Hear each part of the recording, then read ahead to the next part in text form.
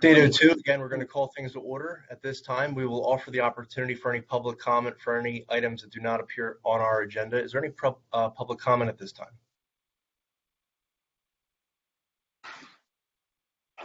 And if there is any public comment, you can unmute yourself and offer the comment. Okay.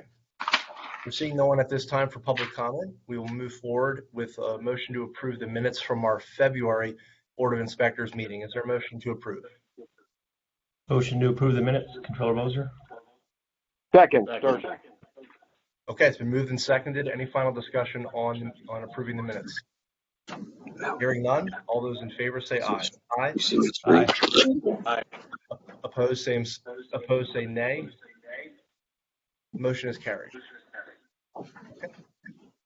All right, and Warden, we will turn it over to you for your monthly reports. Good morning. Hey everyone. There's a lot of feedback here. Starting off with our Center County Mental Health with Amy Miller. A year ago it was 9. This past February was 12. Referred was 2 to PSU Psych, 2 to Crossroads Mental Health Group.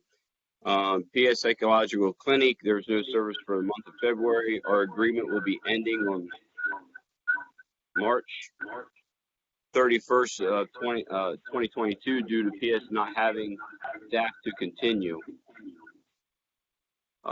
So we are actually going to just use our mental health counselor to take over that position to start doing some individual counseling, and she's already done already. So until they find more staff to be able to accommodate what we need, right now we're just going to end our contract, and once they get more staff, we'll sign that agreement once again. Crossroads, still virtual meeting. Drug and alcohol is 10 male returning citizens, 4 times per month. Two female returning citizens, 4 times per month. Mental health group is 2 males, 4 times per month, and 1 female.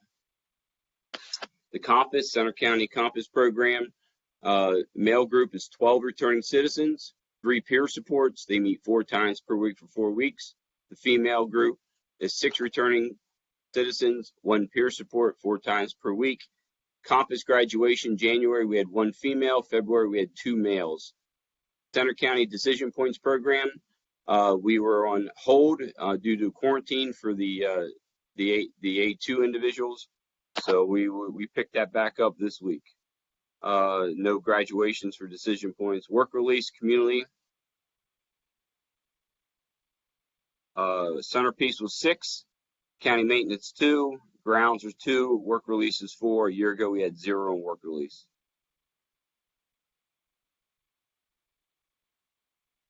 Our corrections monthly report continues with our Center County population.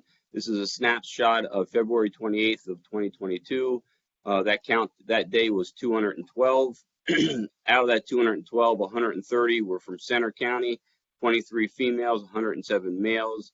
Out of the 130, unsentenced was 77, 15 females, 62 males. 44 was county sentence, 7 females and 37 males, and state sentence were 9, 1 female, 8 males, and we have 4 going out on February. Well, we had 4 going out on February 24th, and then I'm not sure when our next state run is on that. Tennant County, out of 212 was 82, 13 females, 69 males. Unsentenced was 46, 10 females, 36 males. County sentence 35, 2 females, 33 males. State sentence was 1, and that's a female. Just our daily population for the month, where we started out on the 1st. Center County populations in blue was 135. We ended the month at 129, so down a little bit. Our Tennant County, we started at 91, and we ended at 82. Our Center County unsentenced population is, again, a snapshot of February 28th of 2022. New charges only were 35 males, 3 females, a total of 38. Only on probation and parole is 14 males, 6 females, a total of 20. Probation and parole with a new charge is 12 males and 5 females, a total of 17. And we come out to 75. That's totally unsentenced for Center County population. Our returning citizens report Our behavior modification status, we have 9 on 0, and we have 10 out in population, and we have 1 on tier 2. Co-occurring disorder, a year ago, we had 1 with our intakes of 38. This past February, we had 17 out of 45 intakes. Comes out to 37.8% of our intakes were co-occurring disorders. Only 6 were in medication upon intake. Out of the 17 was from Center County, 4 females, 13 males, and 0 from out of county. Suicide watch a year ago was 11, 9 from Center, 2 from out of county. This past February was 14, 12 from Center, 3 females, 9 males, 2 from out of county. It was 2 females. Out of the 14 that was detoxing, there's 3, 2 from Center, they were males, and 1 from out of county, 1 females. Detox total a year ago was 11, 10 from Center, 1 from out of county. This past February was 13, 4 females, 9 males. Out of the 13, 12 was from Center, 3 females and 9 males, and 1 from out of county was a female. Our substance detox by the numbers, starting with the blue line there with heroin opiates, we had 3 from Center. Benzo was 1 from Center. Meth was 2 from Center. Alcohol was 1 from Center. Suboxone was 1 from Center. And multiple was, we had 5 total. We had 3 that were on benzo heroin from Center, 1 on heroin meth from out of county, and 1 on heroin, alcohol, and meth was from Center. Our FIMAT numbers, we had 1 returning citizen who received his first injection in the month of February. Nobody that's going back for their second. Hopefully that individual will be going back for a second as long as he's here. Inmates received injections prior to release is 28. Inmates received at least a second injection prior to release is 16, and individuals returned for follow-up shots for 7. Prime care report, no inpatient hospitals at this time for the month of February. Our COVID-19 test results are symptomatic testings. Negative was 281. Our recovered is 104. Asymptomatic testing, we have negative 2,146 and recovered 118. Now the recovering, just want to make a note on that. Those recoverings are from 2020. That's a total amount from April of 2020 till now. Total seen by physician and PA a year ago was 64. This past February was 144. Total medical transport to outside physicians a year ago was 13. This past February was 18. Mental health clinicians seen individuals a year ago was 256. This past February was 213. A psychiatrist a year ago was 76. This past February was 71. Mental health patients on psychotropic medications a year ago was 92, which was 61.3 of our total population of ADP of 172. This past February was 127, which is 58.3% of our ADP of 218. Daily average patient diagnosed with mental health is a total 165 out of our ADP of 218 for the month of February. A year ago, category C was 79, was 52.7% of our population. Category D was 17, 11.3% of our population. This past February was 146, which is 67% of our population, and category D is 19, which is 8.7% of our population. Mental health stability ratings in the entire population, a snapshot of February 28th of 2022. Starting off with A, stability code A is 39, which is 18% of our population. Stability code B is 20, which is 9% of our population. Stability code C is 133, which is 63% of our population. Category D is 19, which is 9% of our population, which comes out to a total of 211. We have a 1 awaiting on placement, which is 1% of our population, for a total count of 212 on that day. Our average mental health stability ratings by county for the month of February. Blue is Center County, orange is out of county. We'll start with stability code A. Blue, Center County is a total of 29, 27 males, 2 females. Orange is out of county, 15 males, 0 females. Stability code B, Center County is 14, 12 males, 2 females. Out of county is 12, 11 males, 1 female. Stability code C, Center County is total 75, 59 males, 16 females. Out of county is 50, 41 males, 9 females. Stability code D, Center County is 15, 13 males, 2 females, and out of county is 4, 2 males and 2 females. Our grievance report, a year ago we had 38. This past February we had a total of 61. Non-grievable 4, non-grievable found it was 0, grievable were 10, 1 found it. First appeal is 1, 0 amended, and 0 second appeal level. 48 were refused.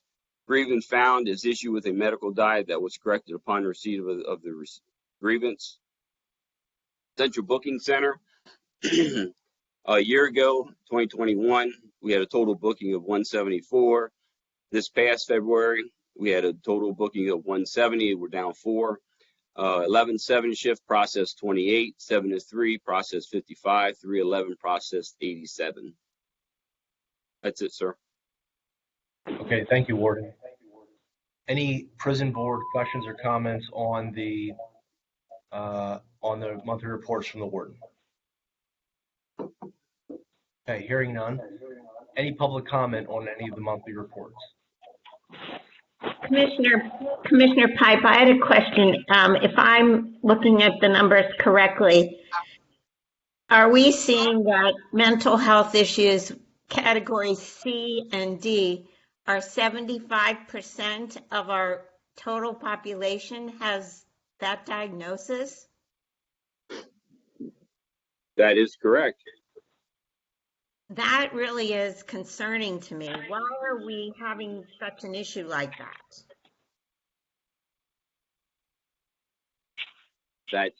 I mean, they're being diagnosed, they're being treated. I don't know what the answer is why our population is up higher. Not our population, but why our mental health population is higher. I'm not sure. We just know that we treat them once they come in here. We get them on the programs and get them on their medications and try to get them back out and to be productive citizens. So I'm not sure what the angle is. I know I've worked with Bernie and the judges and also the public defenders of trying to get people in and out with mental health, make sure we get them stable and get them back out on the street for productive citizens. So, I mean, we've been doing everything we can. So, I mean, I don't know why the number's high. It would seem to me that maybe we could derail them to mental health treatment rather than sending them to jail. I know Bernie is working on that, but however, that starts with the law enforcement officers that's picking these individuals up and directing them where they need to go. I don't think that's anything the courts or the DA can really handle on their own. If Bernie's on the call, if he can expound on that, but I think it's the law enforcement, once they pick them up, where they take them from there is their choice, I'm assuming. And if Mount Anthony is going to take them on a crisis, that's a whole another avenue that I don't have any say in that at all. I just know when they come in our back door, we treat them the best as possible and get them functional.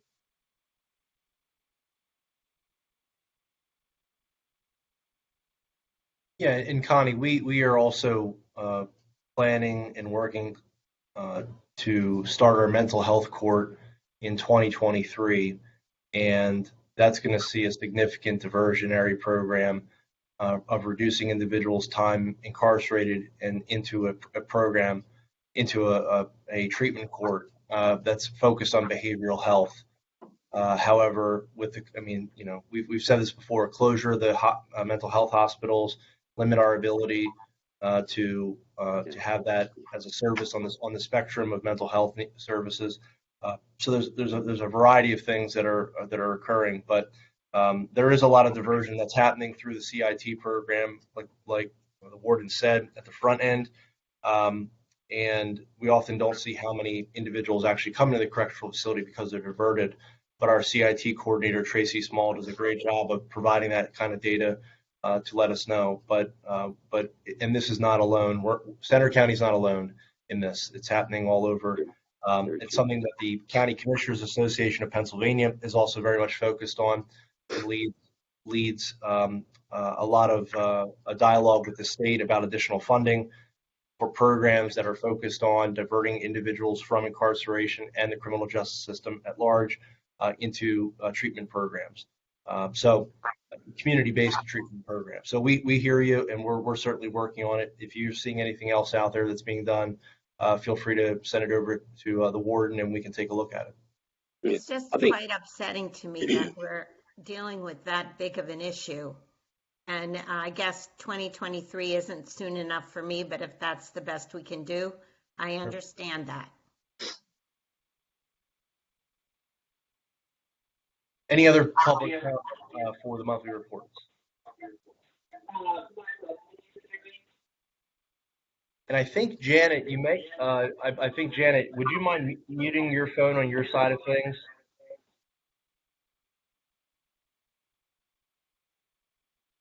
Fantastic. Thank you.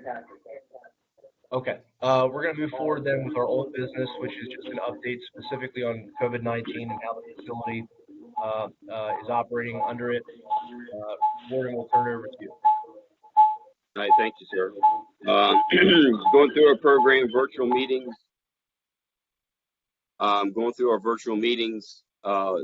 Nothing has changed so far. Our programming or phone calls, we're still conducting those in person. Compass, Center County Mental Health, chaplain, probation assessments, visiting through non-contact, public defenders, private attorneys, interviews at public defenders office, prison society, videos. We're still doing access church services.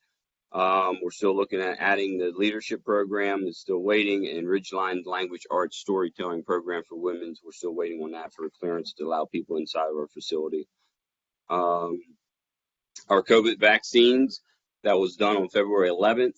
It was our 10th COVID-19 vaccine and booster clinic.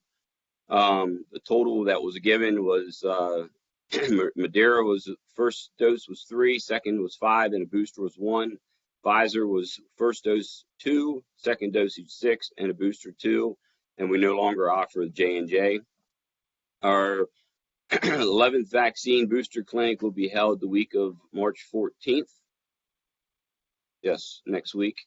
And I'll have those numbers for the following April meeting for that. And that's it, sir. Okay, thank you, Warden.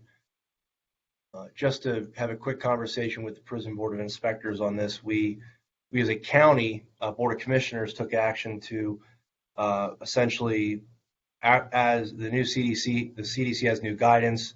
Under the guidance, it's essentially there's 3 categories: high, medium, low.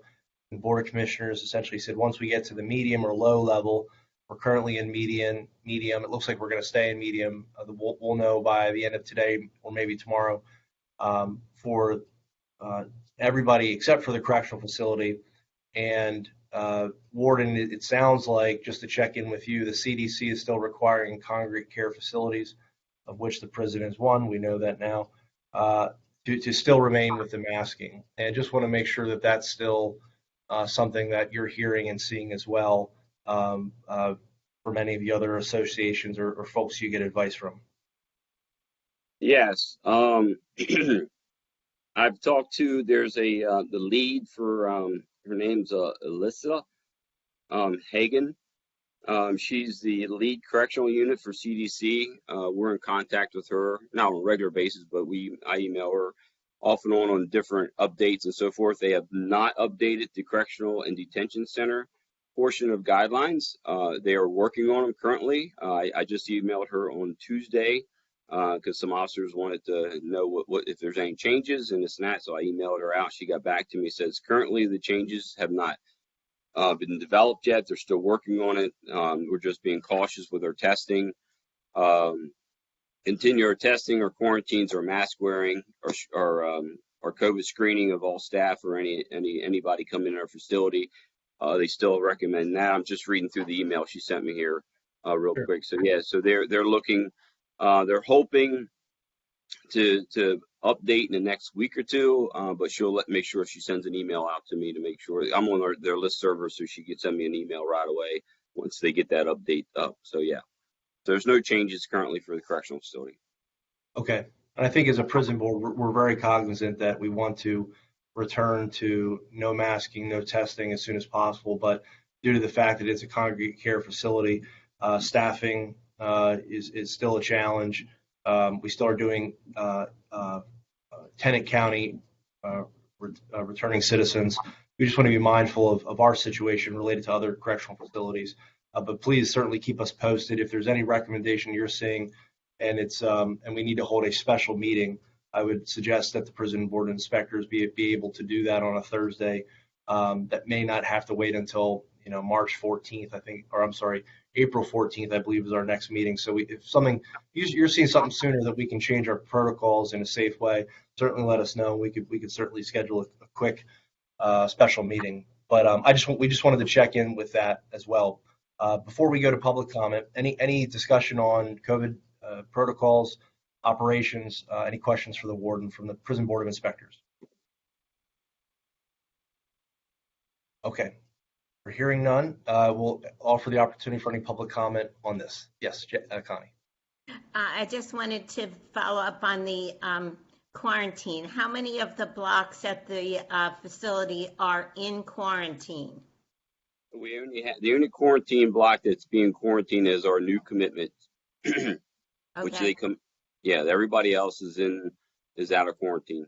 So our one. That's wonderful news. And the other question I had is that you listed the Prison Society as being able to come in to have visits. Is that just something new? Through the glass.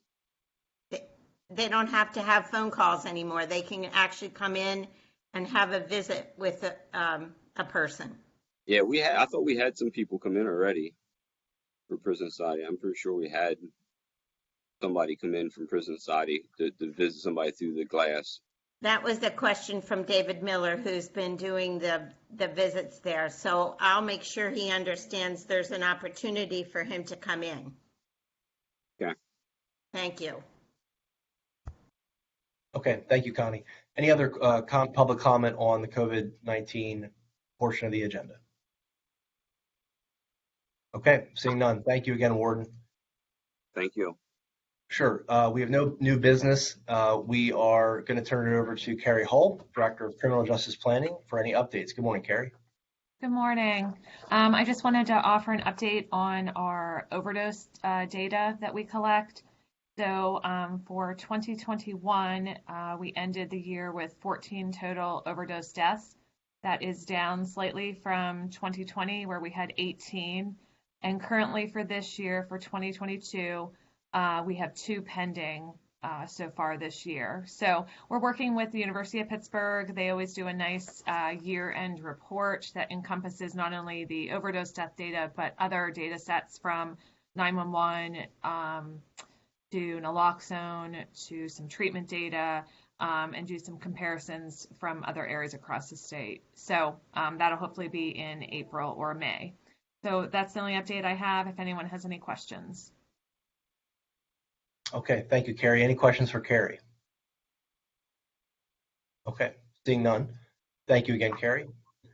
Janet had just dropped a message in the chat saying she did not have any report. The Prison Society has no report. We thank you for joining us, Janet. And she said she's having some technical issues, so we're sorry to hear that.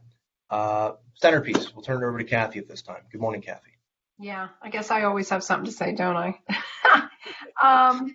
We have I just wanted to report that we have started an official, like a 4-week onboarding for trainees.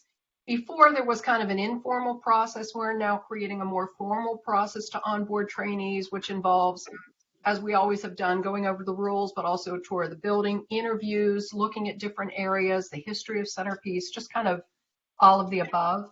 We also are starting a slate of Monday classes.